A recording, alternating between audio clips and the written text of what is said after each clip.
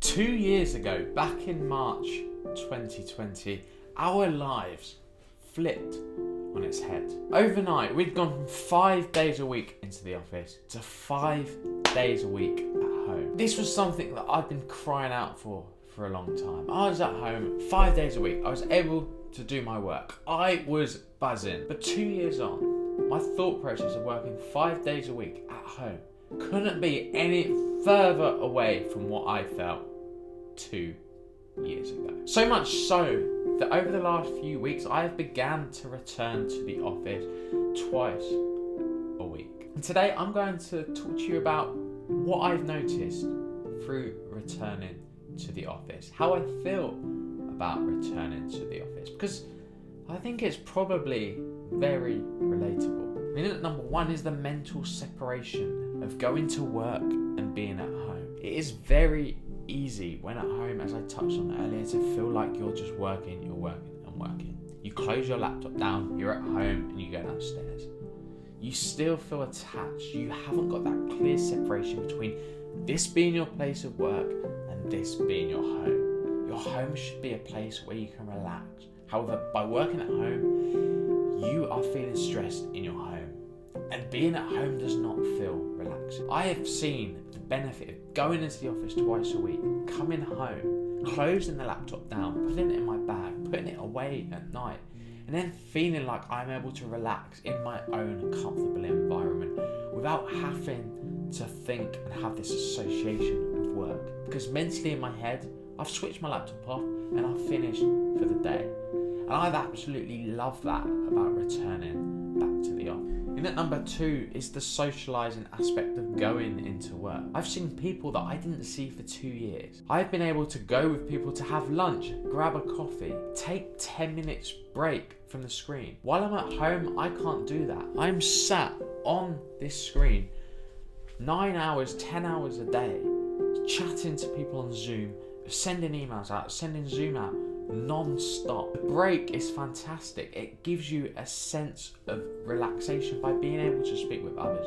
and actually understand how others are feeling as well. And what it makes you realise is when you're sat at home feeling lonely, feeling like if you're struggling with your work, feeling alone and not knowing what to do, there are people there that can help support you and have conversations with. It makes you feel like you're not on your own and that people are feeling the same struggles as you. And mentally, that is a great benefit for you because you're able to talk your feelings through with other people. When I've been speaking to people at work, one of the biggest things that people say is they feel lonely at home and they feel alone. And because if you've got a role where you're struggling with or you're new to your role like I am now and you have questions, well, having to ask questions becomes a big ordeal because you're having to set up a meeting invite with somebody. Going on to point three, and that is slowing the pace down. Working at home, because of the socialising aspects, because of the nature of people seeing each other, slows the pace of work down. I'm not saying I'm not hardworking. I'm an incredibly hardworking individual, but I appreciate breaks throughout the day.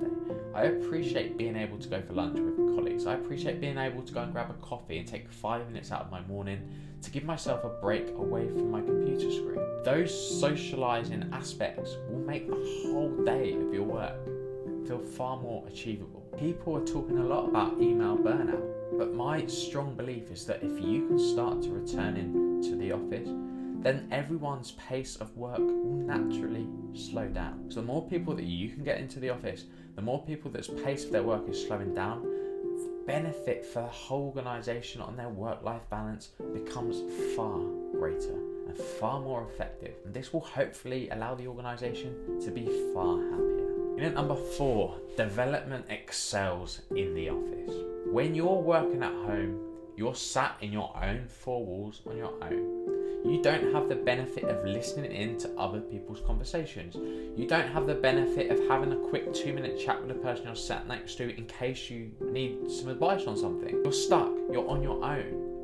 Never underestimate the power of what listening does to your development. Never underestimate the power of what being able to ask a colleague a simple question next to you does for your development. I have found taking a new role far harder at home because I felt isolated within my own four walls. When I'm in the office, it gives me the opportunity to speak to people and ask questions. I am in a company where there are 10 other business partners, which means there are 10 other people that I can ask the same question to without having to constantly ask the same person over and over again and them feeling annoyed. It will enable me to get different perspectives and in turn will aid my development. The company I work for made a big thing around the development of individuals as being hampered by working at home, because you do not have those unofficial conversations. Speaking to someone on Zoom becomes a big deal because you have to organise that meeting and that catch up. It is forced, it is not natural. If you want to develop yourself as much as possible, then my belief is you need to be in the office. And that's exactly why I began to go into the office twice a week. And then in at number 5, simply being happier. I'm happier through going into the office. I get a change of scenery.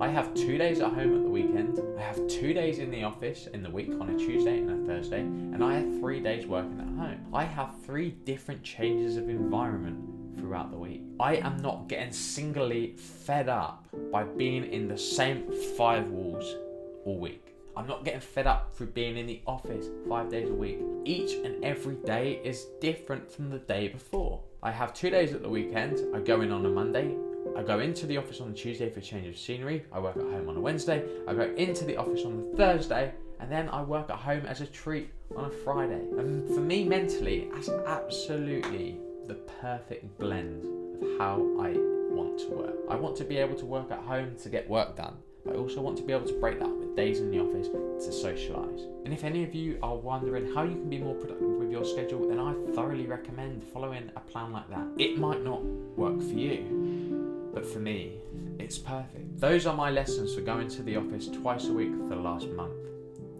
As COVID restrictions have fully eased, I have been given the opportunity to go back into the office. Give it a try, you never know. In this video, I touched upon how I keep my days different by having different situations and different environments on a weekend in the office and at home working. So if you're interested to find out exactly what I get up to on a Sunday in a day of the life as a management accountant and a part-time YouTuber, then you can check that video out right up here. But that's all for me today. Until the next one, I'll see you again soon. Goodbye.